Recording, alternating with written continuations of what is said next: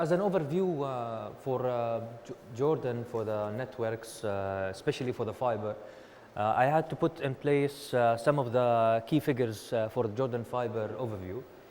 I think it's critical for all of us to know exactly where we stand.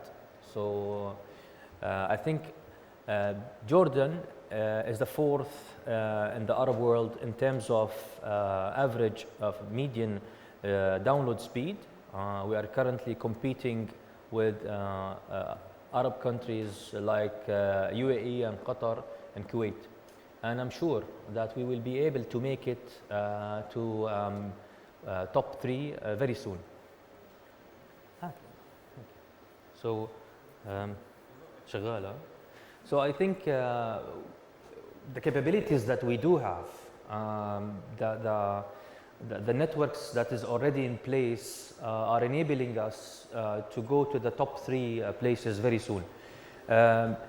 Just to let you know that we have 9 retail ISP operators. Some of them are here with us, and of course we have wholesale operators, around 7. So it's a big market. It's not a small market that we can actually pass by it. Usually we think that mobile market is larger than the fiber market, but honestly speaking, the fiber market is booming and it's extending its strength from different use cases, whether it was broadband provision in the houses or in the corporates, or in the case of the backbone for the 5G itself. So, for example, the 5G FWA is critically depending on the backbone for the base stations. And we will see that 57% of the base stations in Jordan are fiber connected. And this percentage is quite critical for the success of 5G. Right now, speaking of the 3 operators who's going to give the 5G in Jordan and provide the service in 5G, it's actually extending between 70 to 50%, but on average, depending on the number of sites, we are talking about 57%. So it's not a perfect percentage, but it's growing, and it's going to be at least 70% within the couple of months or couple of, let's say, in the next 2 years. So I hope that operators, mobile operators, will put in mind that all their base stations are connected.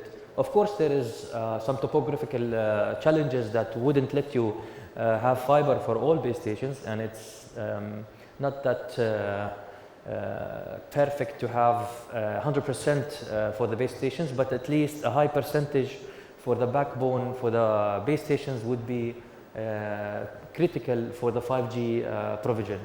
And speaking of the market, we have already a 10 giga service offered by one of the operators. And there is another operator who's right now are giving an FTTR of 2 giga. So such high speeds are existing in Jordan market.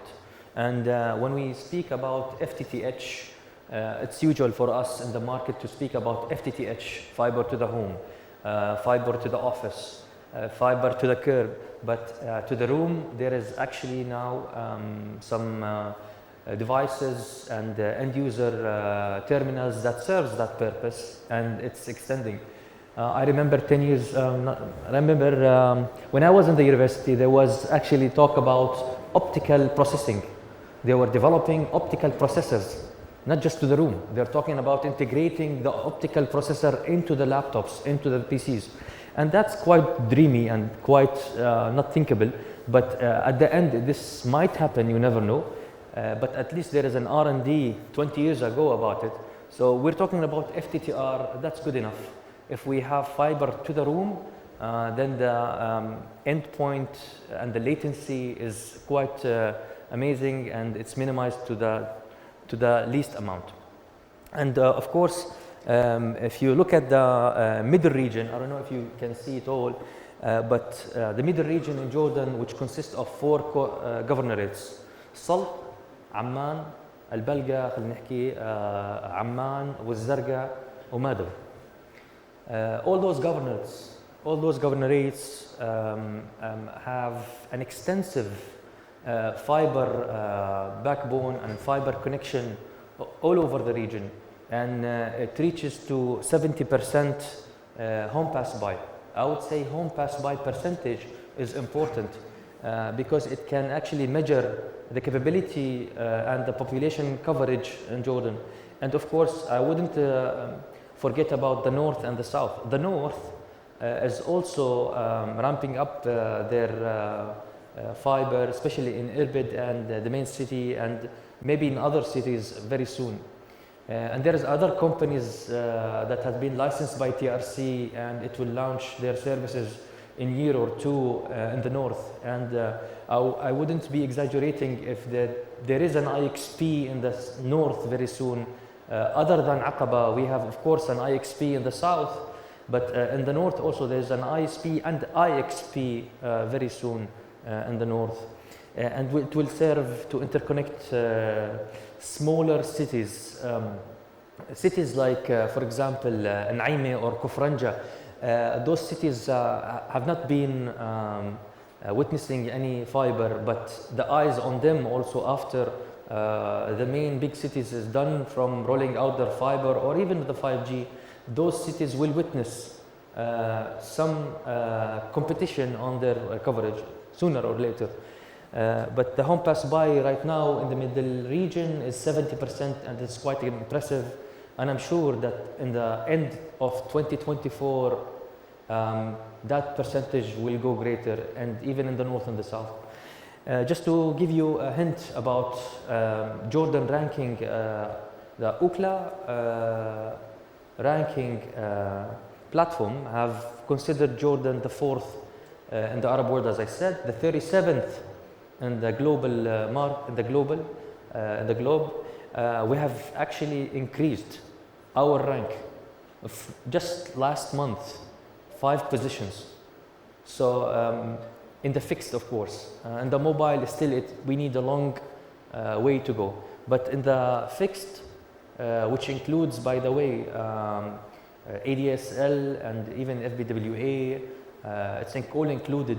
Unfortunately, that there is no ranking for the fiber itself, but in general, I think we are doing good. We have raised our speed from September till October 11 megabit per second. So from 99 megabit per second to 110 for the fixed median download rate, which is quite impressive for Jordan. The FTTH subscriptions growth rate just from Q2 2022 to Q2 2023 have increased 27.5%. And this is ongoing, and this is going to be eating up from the percentage of FBWA subscribers and the ADSL users. Sooner or later, you will see this percentage is exponentially growing towards a full coverage, because everybody wants Wi-Fi coverage in their house based on fiber, not based on any other technology. As we have spoken before, that the fixed speeds global rank have increased. This was an increase in October, and I expect we go to even early 30 in the next 2 months or so, because we have seen the packages from different service providers are doubled and actually given more cheaper offers. And one more important KPI or an indicator is the fiber subscriptions percentage from fixed broadband. That will give you an indication. This is Q2 2023. It's still outdated 5 months. But what I'm trying to say that 60% of all fixed broadband users are using fiber right now. And hopefully this will go up. As we have just spoken, this is the trend of the fixed median download results for Jordan. We have just in October 2022, we're 53 position, and that's amazing that we went to 37 in only less than a year or a year, and the speed have grown from 72 to almost 110. So the dependency on fiber networks is increasing, and even the rank can be increased using different regulatory measures hopefully it will boost those numbers. So this is just an example of the fiber coverage in Amman and in الزرقاء from different operators. I'm not actually specifying specific operator. Maybe this is an aggregated coverage for all operators. And I hope to see this picture for all our cities and the right of all citizens to have fiber, not just in the mentioned cities. Hope to see it in Ajloun, in Jarash, in Ma'an, in At-Tafila.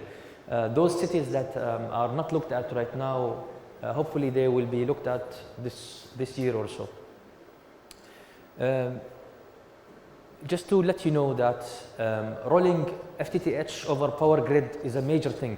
It's actually, given the fact that accessibility is a major thing, power grid companies play a major role in doing so, using their infrastructure. And in the past couple of years, the accessibility fact was used and was put into place, and that's why we see this percentage increase in subscription and in everything that you can see. We have noticed that the connectivity for the household in the middle region have increased to 85%.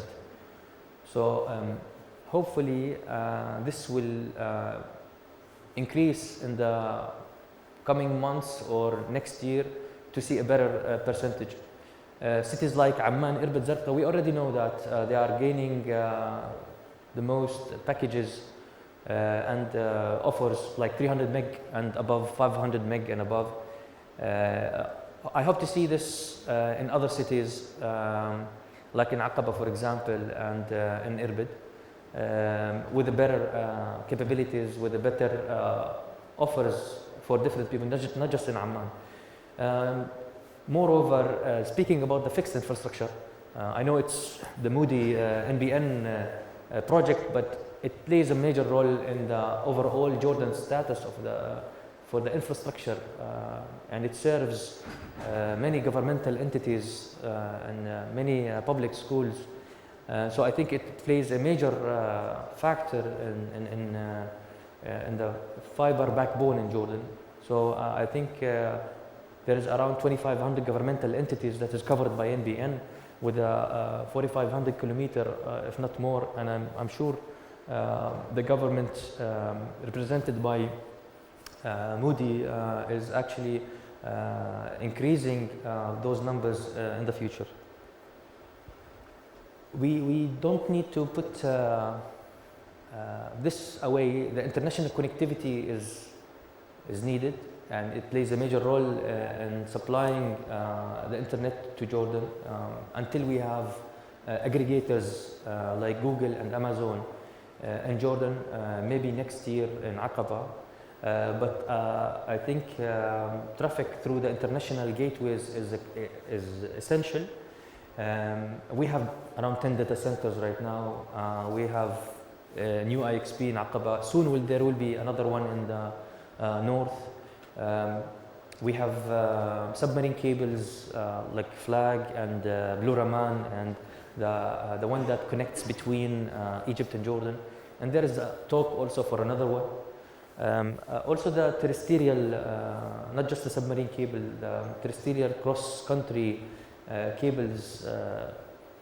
There is some projects that talks about it. Maybe in the future, near future actually, there will be a new one. So as of, this is an important indication that I wanted to talk about the traffic, just to tell you how it's important for Jordan to have their own IXPs. The data and the aggregation of the data should be in Jordan. Just to let you know that the daily traffic have reached 10,700 tera daily traffic, terabyte. So there is an increase, growth of 27% in the past, just past quarter in 2023.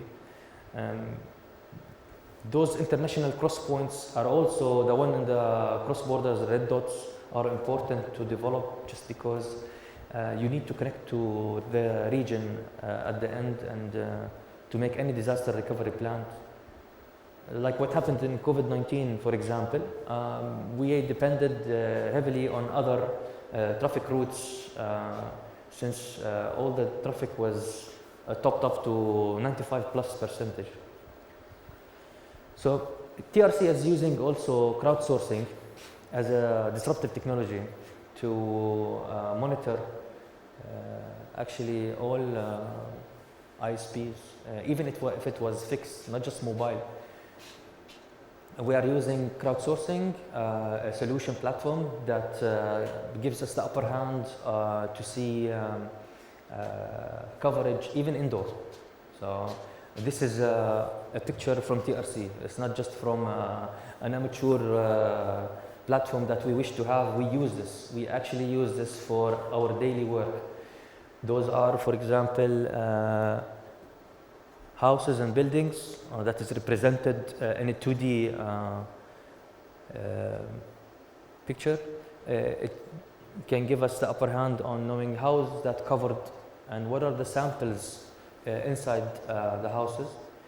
We can visualize the capacity usage via indoor user density, and we also it provides us the upper hand for accessing vital restricted buildings, even the malls. We don't have to send our guys for walk testing or drive testing anymore. And as long as there is samples, the crowdsourcing is a great tool to monitor and validate all the complaints and give us an outlook on the network that's currently served in the country. So we heavily depend on crowdsourcing. Drive testing is only 20 to 30% right now, versus 70 to 80% are looked at from the office. Just an example of what we use. This is Wi-Fi data usage for Al Abdali, for example, where we have a 3D view of the buildings remotely. We don't have to do walk testing through the buildings. We look at this technology as a disruptive, transformative technology. We use it as a guidance for TRC complaints or coverage outlook for the country. So we depend on it. And especially in the coming future, when all residents in the buildings are depending on fiber and the Wi-Fi, the samples are increasing and the resolution of this picture will enhance. So I hope I have answered many questions from the operators of how to do complaint check. We do actually use such technologies to investigate. So the challenges and suggested solutions towards a resilient fiber in Jordan, it's a quite important thing.